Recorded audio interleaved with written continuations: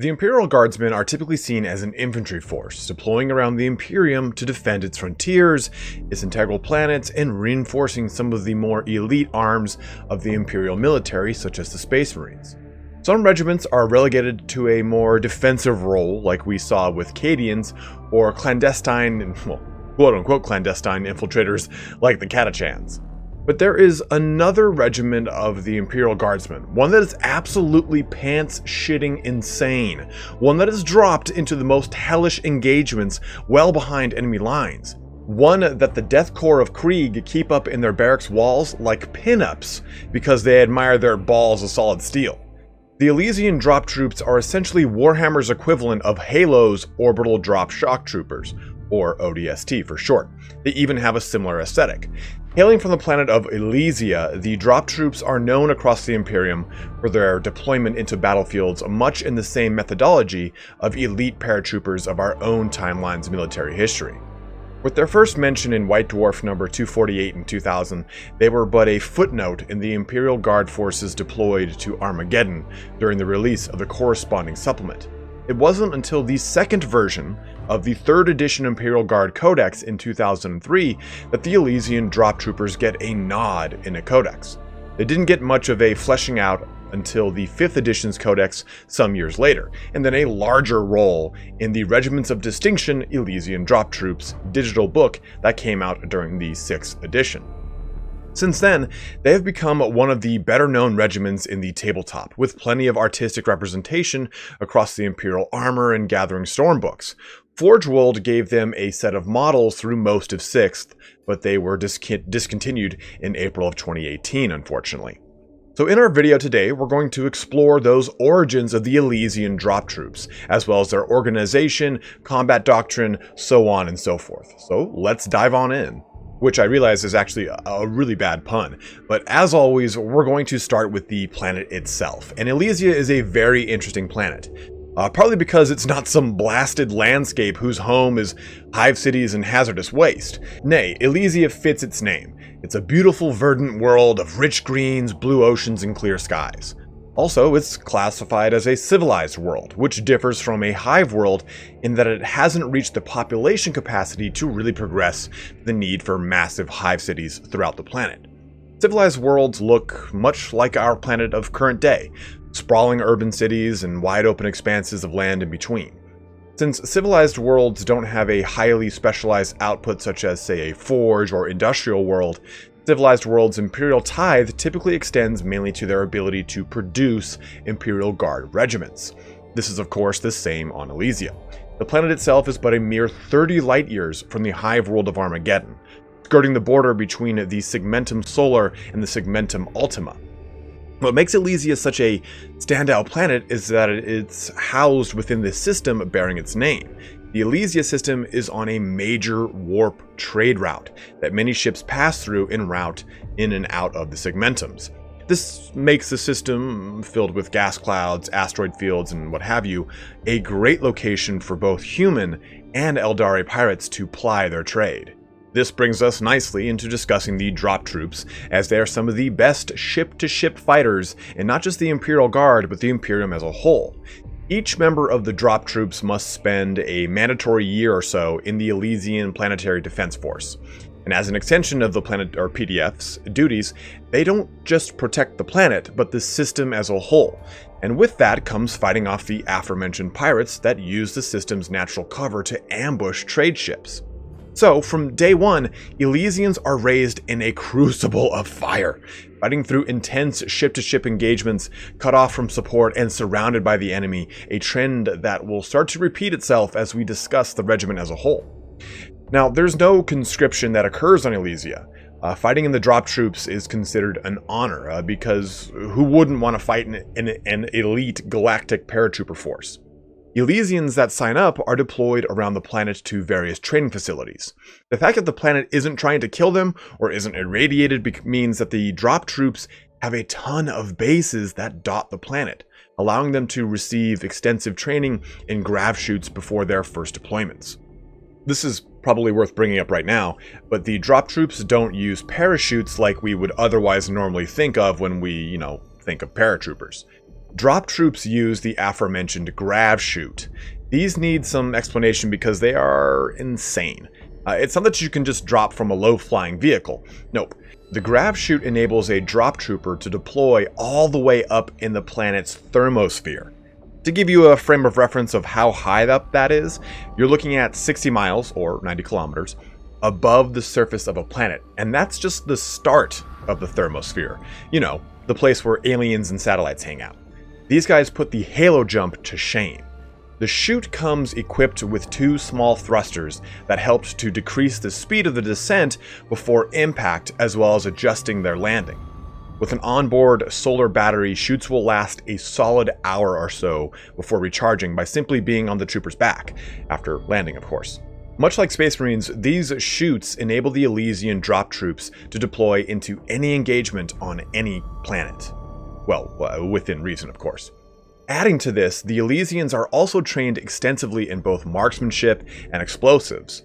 With such a heavy emphasis on ship-to-ship combat, the PDF employ explosives to blow open bulkheads, breach ships' armor plating, and destroy integral systems. And as mentioned earlier, these guys are clearly dropping deep into enemy lines, and as thus are cut off from any conventional supply lines. This is where the marksmanship comes into play. Being trained to make every shot count ensures that the supplies they are dropped with last as long as possible for any Imperial elements to connect with the deep-striking Elysians. Now that we have a good idea of the history and training of the regiment, the real big question is, how does this play into their ability to fight the enemy as well as organization, seeing as how they are a regiment focused on rapid deployment? When we look at the typical structure of an Imperial Guard regiment, even the Catachans, it's a very standard military construct. You have a company command, followed by multiple platoons filled with squads. Respective sergeants and special weapon platforms also fill into those squads and what have you. In addition, you also have different classifications of companies, such as armored, recon, artillery, so on and so forth. The biggest strength of the Imperial Guard is their diversity of armament and ability to adapt to the field of battle. The Elysian drop troops cannot afford that luxury, unfortunately, but that is not to say that they are gimped as far as military forces go. The Elysians do not rely on the heavy weapons platforms and various Lehman Russ patterns of the other regiments. Instead, they lean heavily on Sentinels, the Warhammer ATST, Taurus rapid assault vehicles, and a number of other lighter vehicles that can be dropped alongside the troops descending on the enemy target. In addition, the Elysians employ a higher number of Valkyrie assault and Vulture gunships to aid in both rapid deployment and air support during their engagements. Whereas other regiments such as the Steel Legion we talked about would have a higher amount of armored vehicles or Chimera. This all adds very well to the combat doctrine the Elysians follow. Deployed mainly to protracted sieges or campaigns with high-value targets, the Elysian drop troops make up some of the most elite units of any guardsman regiment we've talked about thus far. Like I said, all the other regiments rely on, or at least they can rely on, heavy vehicles to support them or provide artillery fire. The Elysians are relegated mainly to their las guns and explosives, dropping from orbit or outside of a Valkyrie to assault a target. Once captured, they hold the line until forces can help relieve them. Because of this, the Elysians fight in engagements with rather poor outcomes, for the drop troops at least. Surrounded and cut off, their only support comes from attack runs by vultures, targeting enemy vehicles as ammunition permits them, or at least allows them to do. Other than that, it's las guns and explosives against the enemy forces, with a number of other little heavier weapons here and there, which we'll talk about in a bit. And due to the slow, grinding nature of other regiments, Elysians typically find themselves killed to a man, defending their objective. It's a grim reality of the mobile shock troops that the drop troopers are. They are one of the only regiments in the Imperium with such a high amount of successful deployments. Well, successful in that they achieve their mission, not that they make it out alive. The only other regiment that comes to mind is the Harakoni Warhawks, and that's as far as a regiment of like really high renown. There are a couple other Imperial Guard drop regiments is what they're called, but these are the only two that I can think of that have such a big pedigree, I guess you could say. But even during deployments where the drop troopers are not dropped into the back lines, they'll harry the outskirts of the enemy's position. employing guerrilla and hit-and-run tactics. The Elysians will interrupt supply lines, harass patrols, and attack isolated pockets of infantry before disappearing on their Valkyries. With the regiment's high death tally on most of their engagements, the survivors are some of the most hardened and experienced guardsmen the Imperium has to offer. Even after one engagement, an Elysian drop trooper will go through a more grizzled and loss-heavy campaign than most regiments will experience on an entire career. The result is a regiment with a much higher than average number of stormtroopers, the elite troops of the Imperial Guard. And we've talked about these guys with some of the other regiments, such as the famous Cady and Kasserkin. The Elysians have entire companies comprised of these shithouse insane paratrooper badasses. The stormtroopers will spearhead an assault, with the drop troopers falling in moments after to either relieve or reinforce their veteran brothers. To give you, I guess, a kind of a frame of reference from pop culture, if you've seen the movie Black Hawk Down, you have US Army Rangers with elements of Delta Force in them. So an already elite fighting force of paratroopers reinforced by a higher tier of elite soldiers fighting alongside them. Now, due to their specific brand of war, the drop troopers also have a different loadout than their fellow guardsmen. Remember, these are paratroopers, so their gear has to facilitate that. Each guardsman is equipped with a higher than normal amount of carapace armor, somewhere below the typical stormtrooper but far above your average soldier. This is partly because of Elysia itself being such a rich and prosperous planet that they can afford it, but also due to the necessity of increased defense in such isolated engagements. The Forge World books really go into some great detail about how the drop troopers are fitted out. Each one is equipped with an Acatran pattern Mark IV las gun. This features a bullpup design to the gun.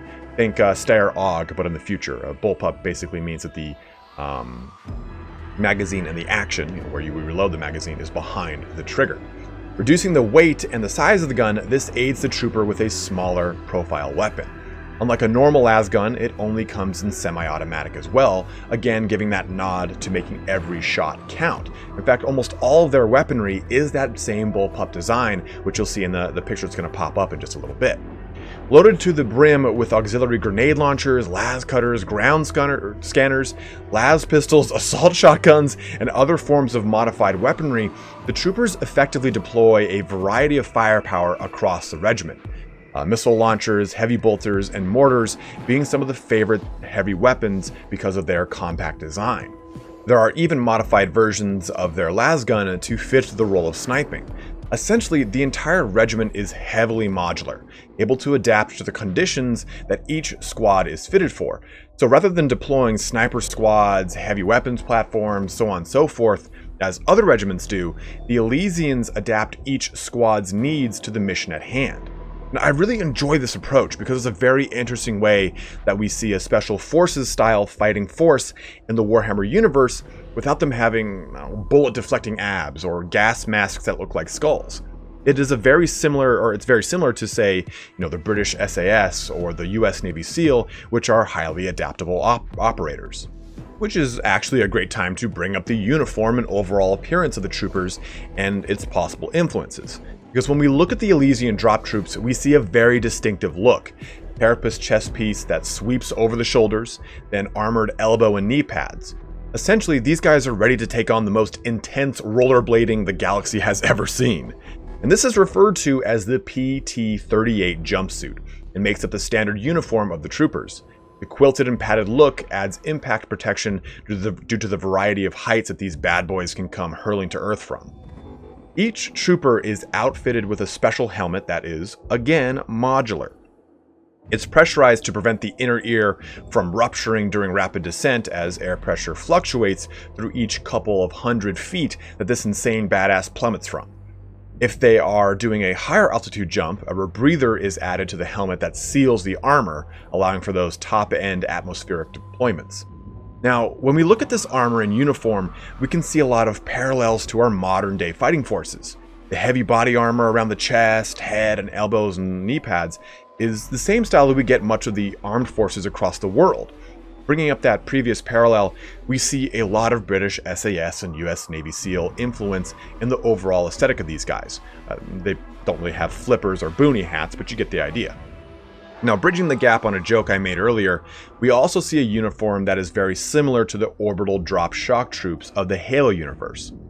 Master Chief is a Spartan super soldier, but the ODST were just normal soldiers with elite levels of training. So not only does that aesthetic mirror the Elysian drop troops, but the overall use of them does as well. So if you haven't touched that game, give the opening portion a look on YouTube. It's very kind of similar to how I would imagine you get the Elysian drop troops deploying. Now, I wouldn't be surprised if portions of Warhammer 40,000 influenced the creation of ODST or the Spartan super soldier, but then again, an elite combat force utilizing Halo-style jumps isn't necessarily an original IP. So we get a style of soldier that is a bit closer to home compared to the 19th and 20th century uniforms that influenced the previous regiments we've discussed. Before we jump into the conclusion of our video though, I briefly want to hit on the Spinward Front. This is a major engagement across the Elysium sector that was a huge part of the Astra Militarum narrative prior to a lot of the goings-on of this current 42nd millennium. During the Spinward Front, the Elysians were deployed across all the many war zones with target-rich environments.